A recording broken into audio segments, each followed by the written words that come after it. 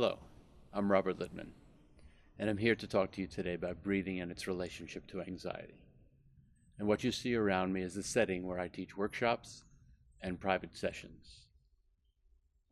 I had an interest in breathing from a very early age, actually from the time I was born. I was not able to breathe when I was born, and I had to spend 6 weeks in the hospital before I could go home, so my respiratory system was fully functioning by that time. I seriously took up the study of breathing in 1988, and during that time I learned about the Buteyko breathing technique, and in 2003 I went to New Zealand to work in hospitals and in clinics teaching people with breathing disorders and learning the practice for myself so that I could bring it back to the United States. The Buteyko technique is named after Dr. Konstantin Buteyko, who developed it in Russia in the 1950s. It became more widely known in the Western world in 1980s when the Iron Curtain came down. We were very pleased that a couple of years ago the National Institute of Health gave Southern Methodist University a grant to study the science behind the Buteyko method and its effects on anxiety, breathing and anxiety. The principles that were studied at SM University, Southern Methodist University, as well as many other studies in many other countries like England and Canada and Russia and New Zealand and Australia, were about showing that it was an imbalance in the blood gases, especially the gases of oxygen and carbon dioxide, that actually caused and upset the respiratory system and produced symptoms like anxiety and other breathing-related disorders. What they studied and what Dr. Buteyko proposed was that a lot of breathing disorders are exacerbated and even have their origin in an imbalance in people's respiratory gases. The two gases most specifically that can become unbalanced is the ratio between carbon dioxide and oxygen. Now, it's always funny when I talk about that because people right away in their mind usually speak about carbon dioxide as a waste gas. And the truth is it is not a waste gas. It is actually part of the respiratory system and is a byproduct of respiration. And when those two gases are out of balance, then people do not feel fully oxygenated, feel like they're hungry for air. The major function of carbon dioxide in the human body is to regulate the distribution of oxygen from the red blood cells as it travels around the body to the cells of the body so that oxygen can be used to produce the energy that has us function properly. One of the ways that they get unbalanced is people feeling like carbon dioxide is a waste gas, so taking a big breath, pushing out their carbon dioxide, sighing, or just generally mouth breathing. And so giving off too much carbon dioxide is how gases get unbalanced. What we say in the Buteyko world about gases become unbalanced through over-breathing is that people hyperventilate. Most of the time when people think about hyperventilating, they think about it in terms of somebody who's panting a lot. But generally using your mouth for breathing, sighing, yawning, speaking, and just grabbing for breathing or grabbing for breath is called hidden hyperventilation in the Buteyko world.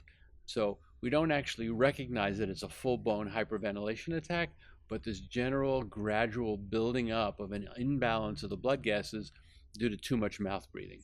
One of the ways that we can prove, and that I use as an example for how carbon dioxide helps regulate the blood gases and the distribution of oxygen, is an example most people know. Like, let's, for example, somebody gets up for public speaking who's very frightened of public speaking, and they begin to pant and hyperventilate, and you can see that they're about to faint. So some of you may know this. The folk remedy for it is to give somebody a paper bag. They put a paper bag over their mouth, and then they breathe in and out through the paper bag. Well, what they're doing is they're breathing in and out their own carbon dioxide. And once that carbon dioxide starts to come back into the body, that sense of fainting disappears and they feel like they're not going to faint anymore. What's happened there is because they've been panting and the carbon dioxide levels have lowered and the oxygen distribution is slowed down, the brain, which needs most of the oxygen, is now getting oxygen deprived. So the brain is starting to shut down, which is why you faint and pass out, which actually is a good thing, because once you pass out, you can no longer keep panting and the body you can't kill yourself from overbreathing. So if with somebody is like imbalanced in their blood gases, but not to the point of fainting, but just sort of mildly imbalanced, that brain, which needs most of the oxygen, is under a lot of internal stress from not having enough air, and especially not having enough oxygen. So the body is trying to cope with an internal stress and balance that out. So any stresses that come from the outside world, whether they seem mild to you or not, are very hard to cope with because the body is already stressed for dealing with the internal environment. So very hard to deal with outside stresses. So things that may seem really mild stressfully to other people can be very difficult to somebody who is already hyperventilating and somewhat anxious because their brain doesn't have enough air. One of the symptoms of anxiety is repetitive thinking, tension. Well, that's the signal that we should be reading as a sign that we don't have enough oxygen inside the cells and inside the brain. It's not that there's something necessarily wrong with you, but it's a symptom that says that you need more air to your brain, more oxygen to your brain. The most important way of keeping your gases balanced is to use your nose for breathing, not your mouth for breathing. The Buteyko saying that really helps people understand and remember how to not unbalance their blood gases is you use your mouth for breathing as often as you use your nose for eating. So we know, obviously, it's a joke of some sort, but it is something to remind you not to use your mouth for breathing almost at any time. There are times when you might have to use your mouth for breathing, like if you are running for your life, if you're laughing, or if you're genuinely excited. If somebody gives you the best birthday present you've ever had and you've been wanting that all your life and you're genuinely excited, you'll probably be using your mouth for breathing. But most of the other time, the nose is for breathing, the mouth is for eating.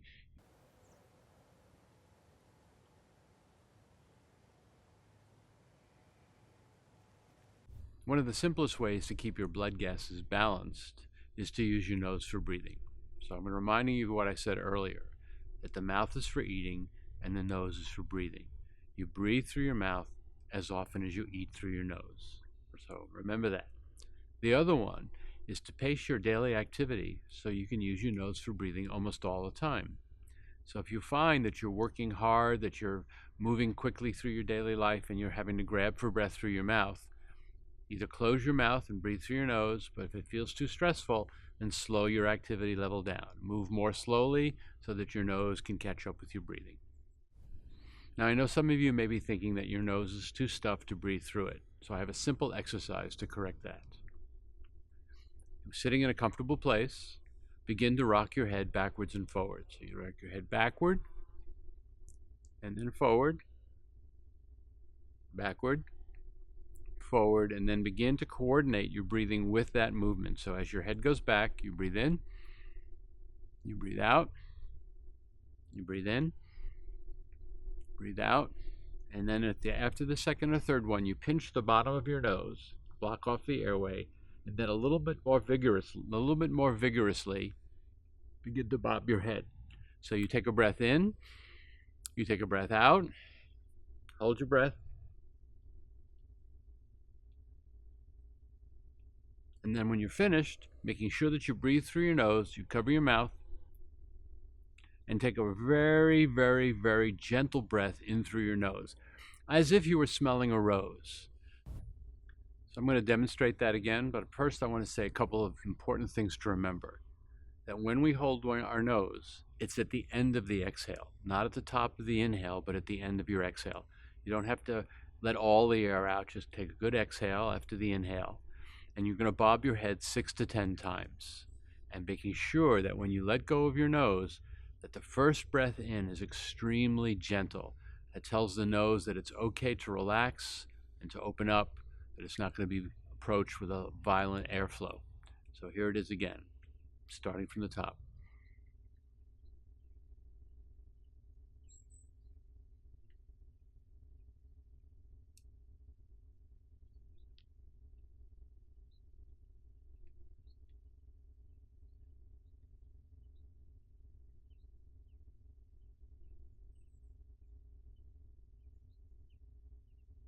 Okay, let's take a moment and try that together. Everybody who's watching this, let's just do this together. Let's try it one more time together. Follow my movement. The first movements are going to be a couple of movements of the head back and forward, and coordinated with your breathing, then holding and bobbing 6 to 10 times, and then a gentle breath in. Here we go.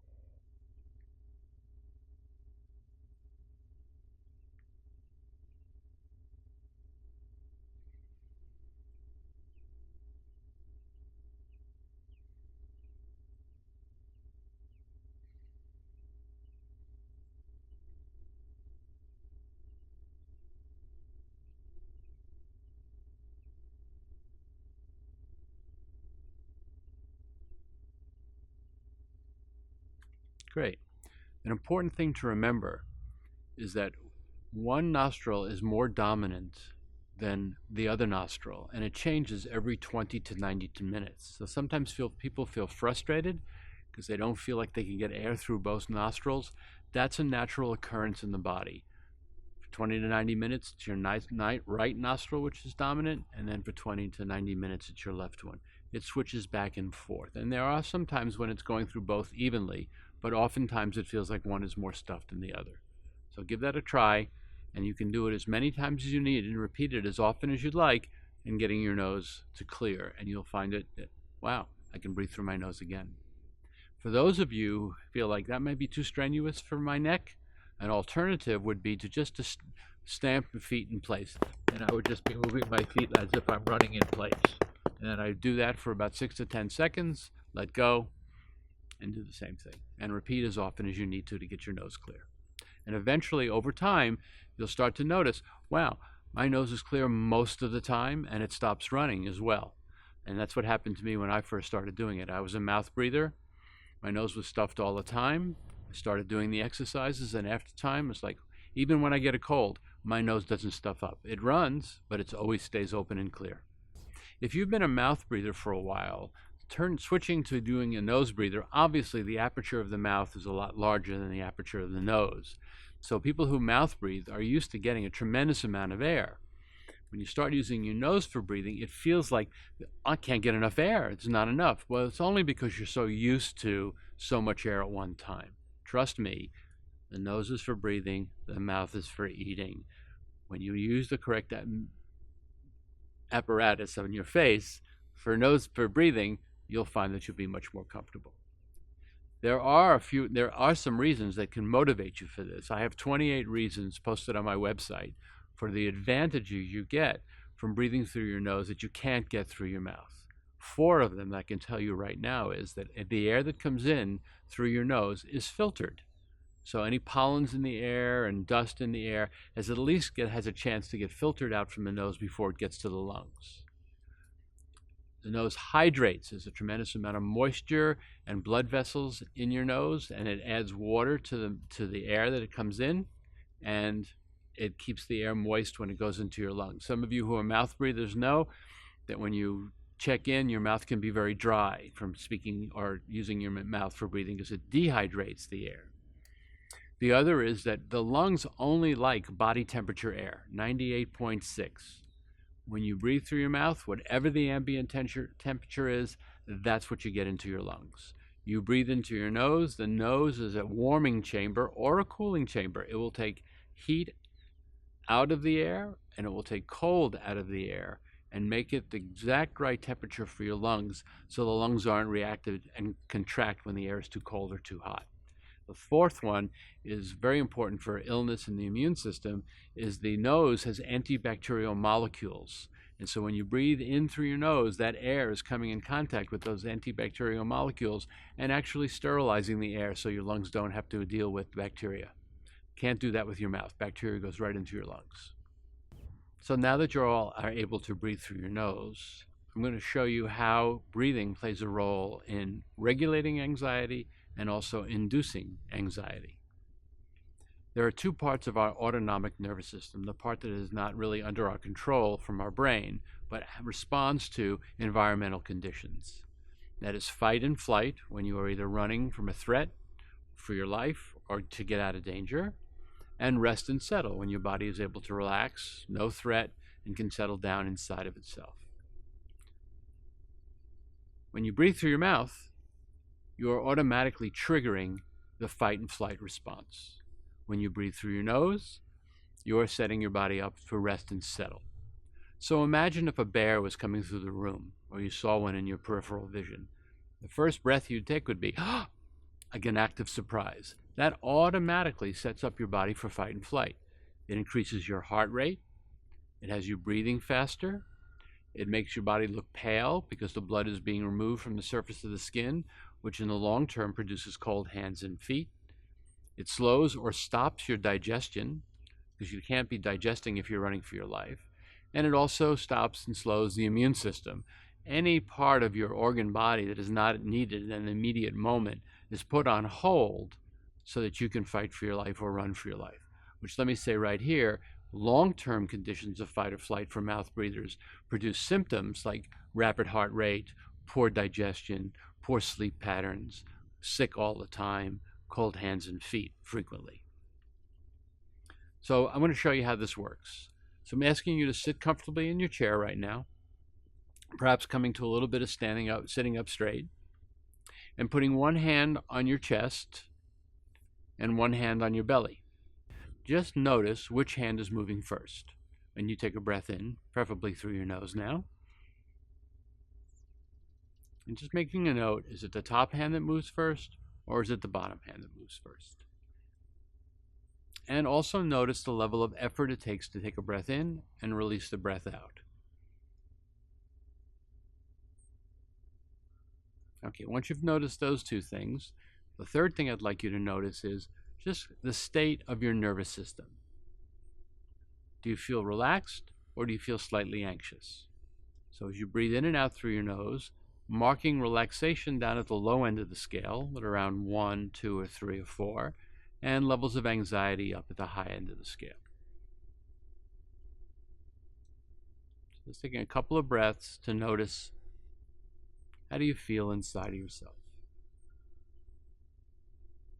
Once you get a bead on that, then take a couple of breaths through your mouth. Open your mouth to breathe. And notice those three things again. Upper chest or belly move first. Effort to take a breath in.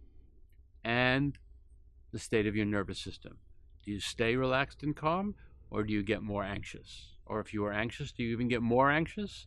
And some people actually feel no difference. But just notice for yourself, does mouth breathing change how you feel inside of yourself at the level of anxiety?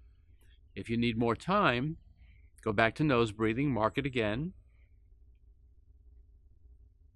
When you get settled and you see the difference there, open your mouth again and take a breath in and out of your mouth a couple of times to notice the difference. Most people can feel it pretty quickly. So just notice. Most people also report, like I said earlier, if you're going to trigger fight or flight, mouth breathing will do that, the anxiety level begins to increase almost immediately. There's more energy upward. Could be breathing through your mouth brings you to your chest, and you just feel more energy moving upward. That's how you breathe can induce anxiety. By using your mouth for breathing, you're setting up your body to feel like there's a threat all the time.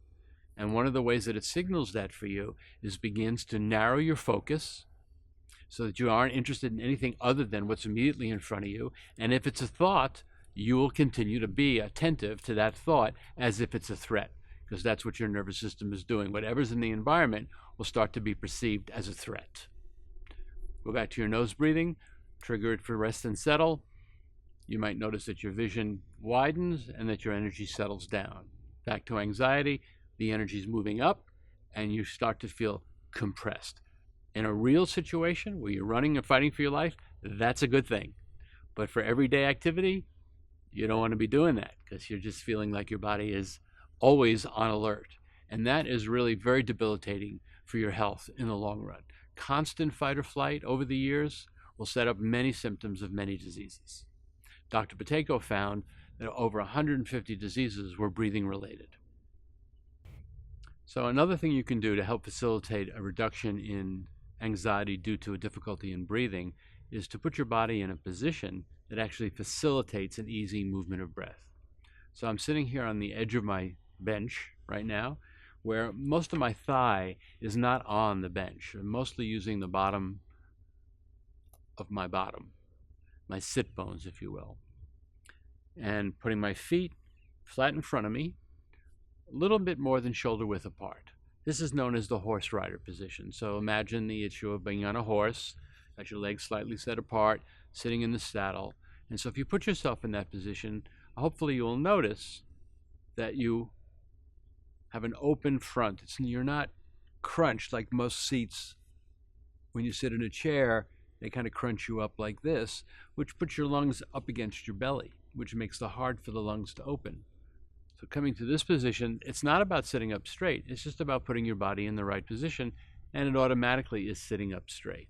What this does is it facilitates the movement of the diaphragm, which is right under the lower ribs, so that when you breathe in, the diaphragm can go down to open up the lungs, and when you breathe out, the diaphragm comes in, the lungs get smaller, and air goes out. So to facilitate an ease in breathing, you just come to the end of your chair, have your sit bones flat down on the chair, and let the front of your body be open. If that's difficult for some of you because of a sore back, or you're not used to your back sitting up straight, you can sort of be like you were in a lawn chair, as long as this was open. So if you were sitting in a lawn chair or recliner, that would be okay too, as long as this is open in the front and not crunched like this. So in this horse rider position, where your stomach is open, your diaphragm can relax into the abdominal cavity, you can put your hand here on your belly and on your chest again, and just breathing gently through your nose. You may notice, for those of you who had more chest movement on the inhale, that in this position you may find that you're actually moving more from your diaphragm. I'm sure most of you have heard good to be diaphragm breathing. Well, basically what that means is your diaphragm is actually in action when you are breathing. Diaphragm always moves when you're breathing unless it's jammed up. So it's about using your lower part of your body for breathing. So recalling this position again, sitting on the edge of your chair, legs spread apart, like on your top of a horse, a little more than shoulder width, and feeling the seat underneath you. Another thing that can help you facilitate a quieting and a slowing of the breathing and an ease of effort is to recognize that you are actually being supported. You're being supported by the chair, and you're being supported by the ground where your feet are. So if you feel like you're holding yourself tense, see if you can just relax your upper body tension and let the chair have it. Put it all onto the weight of the chair. The chair is right there to hold you. And if you feel like you're holding any tension in your legs, see if you can soften. The word is soften. Relax often is confusing for people, but softening your legs so that you feel your feet actually making contact with the earth.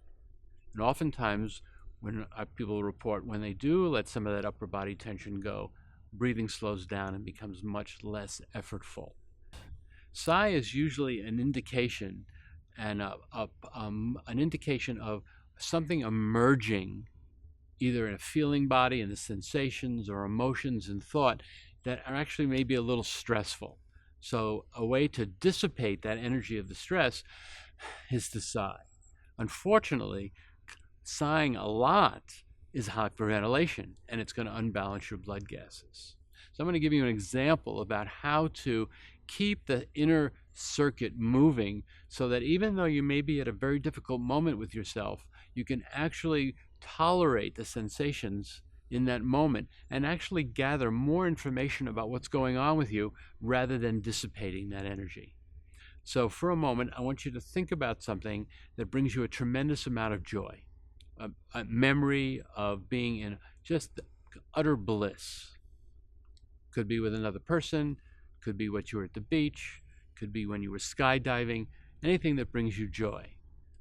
And just as you're feeling that feeling of joy, just breathe it in and out of your nose. And you're noticing that by breathing in and out through your nose while you're experiencing that feeling, the feeling sustains itself. You're able to be in touch with that and the memory of what induced that feeling. Staying there, and then all of a sudden going, and just noticing, are you still connected to that feeling after you sighed?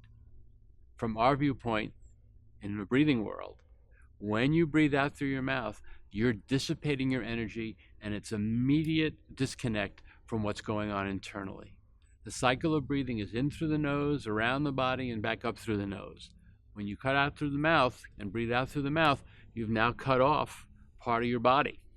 So it dissipates and you're not able to sustain. So something's coming up for you, you're having a memory, and you want to know what's going on so you can actually work with that feeling and work and inquire into the whole dynamic of it. Breathing through your nose will let you sustain the inquiry. Sighing immediately dissipates. You've lost all connection to what you were inquiring about. So be careful, be mindful of sighing. One of the ways that I got in touch with my sighing was that it's pretty audible. Most people can hear. So you may not actually feel you're doing, but after a while you'll hear yourself doing it. So when you start to hear yourself sighing, that's when you can say, oh, okay, I've just sighed. All right, let me go back, re-engage my nose breathing, see what I left behind, and be connected to it once again. It's about connection. Breathing supports an inner connection to yourself, world, and other.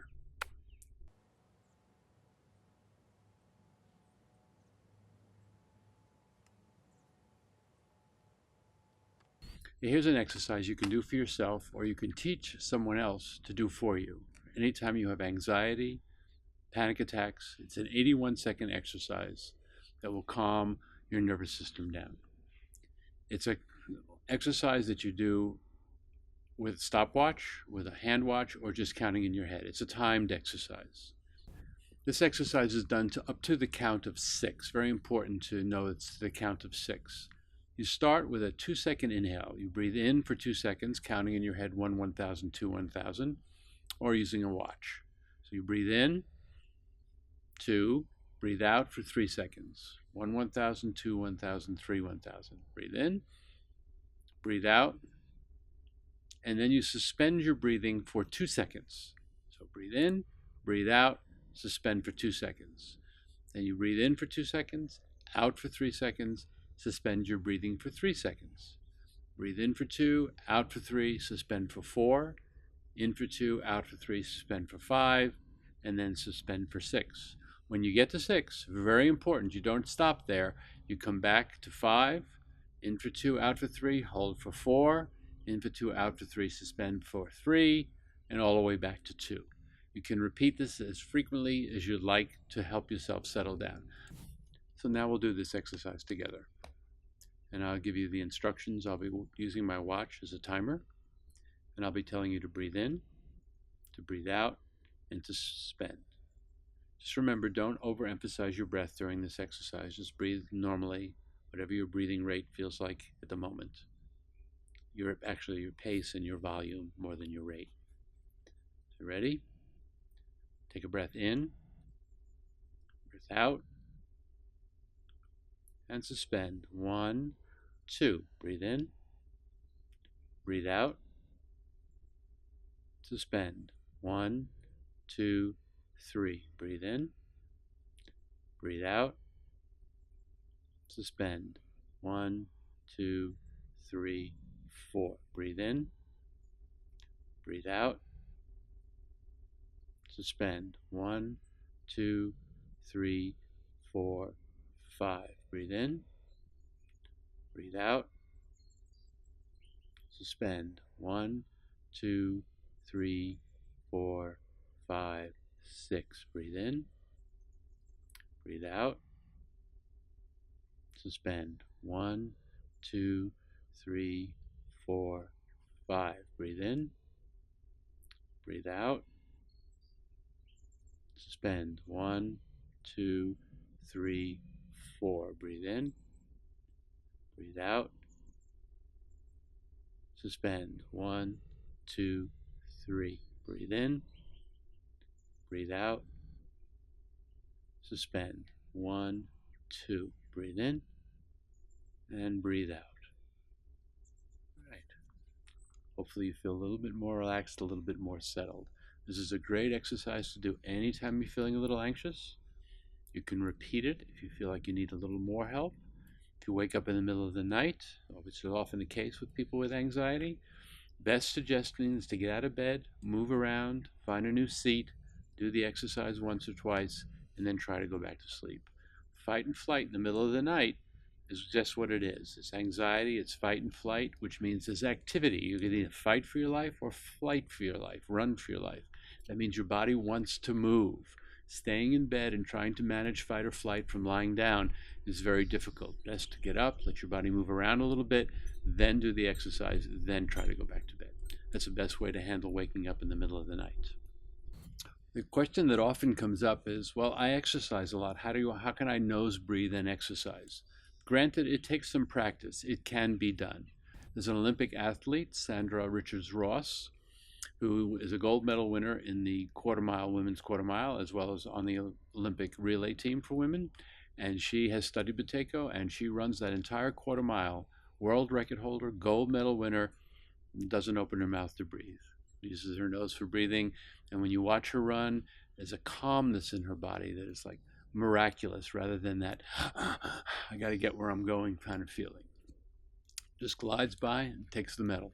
So it can be done. It just takes some practice and coordination. Once you're used to nose breathing, you can start out really slowly, walk a little, run a little. Every time you feel like you have to open your mouth, just back up a little bit, go back to nose breathing, and eventually you'll find that you're able to go the entire distance nose breathing. The most difficult place people have with breathing through the mouth is in speaking. Usually you speak and you have a lot of things on your mind, and you run your sentences until you're almost out of breath, and then you grab for breath. The idea here is, like we talked about earlier, pacing yourself so you can breathe through your nose all the time. So when you feel like you're running out of air for your speaking, because speaking is audible breathing, it's an audible exhale, you stop for a moment, take a breath in through your nose, and then continue to speak. When you feel like you're running out of air again, take a breath in through your nose and speak again. So if I do that consistently, which I've been trying to do while I speak to you, a couple of things happen. One is that I get to rest in my speaking, and I get to see what I want to say next, and the listener gets to rest in what I've just said. So there's an aspect of being able to absorb more information, not even so much more information, but to absorb the information in pieces rather than all at once, because there's a break in the speaking. Shakespeare annotated all his plays for when the actors should breathe. And so that's why the pacing in Shakespeare is so interesting, because they're really paying attention to when they speak and to when they breathe. And it's the same thing with singing. Lots of times singers say, I can't catch a breath through my nose when I'm singing, but that's because a lot of the songs are written by musicians who aren't paying attention to the singer. Songs that are written by singers generally have a pacing that allows them to breathe more easily. So remember, when you're speaking, just feel into when you're running out of air. Take a breath for a minute and then go back to speaking. So you're breathing in through your nose and the audible breath is coming out through your mouth. The most important part of that is when you're breathing in through your nose, you're not triggering that fight or flight that mouth breathing does, so you can stay calm when you're speaking while you're up in front of somebody, or even just in a general conversation. I've given you a few tips today from the Buteyko method, the full-on program to really rebalance your blood gases and to reestablish a healthy respiratory system is an 8-hour program. It's taught over a 5-day period, and each class is about an hour and a half, 2 hours maximum, with a little bit of homework. It can be spread out over a month. It can be done in 5 days. I offer it in Skype, and I also offer it here at the property you've been looking at throughout this video. But it's a simple program and easy to manage, and the homework can be enjoyable because you are going to find yourself in a much more relaxed place. The method has also been used widely for sleep apnea, for asthma, for allergies, for digestive disorders, for chronic fatigue, for fibromyalgia, for just general fatigue. So it's very effective.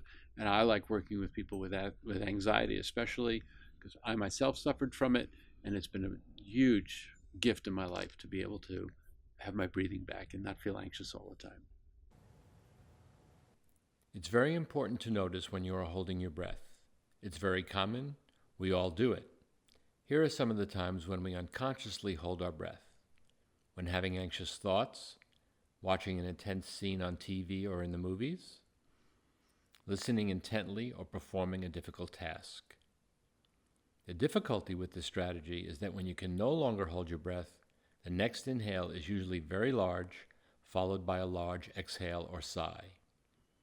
This sets up an erratic breathing pattern that will debilitate your health and exacerbate your anxiety. I've come to the end of my presentation, and I want to thank you for joining me and exploring the wonderful world of healthy breathing. If you'd like to know more about the Buteyko method, you can find information at my website, thebreathablebody.com.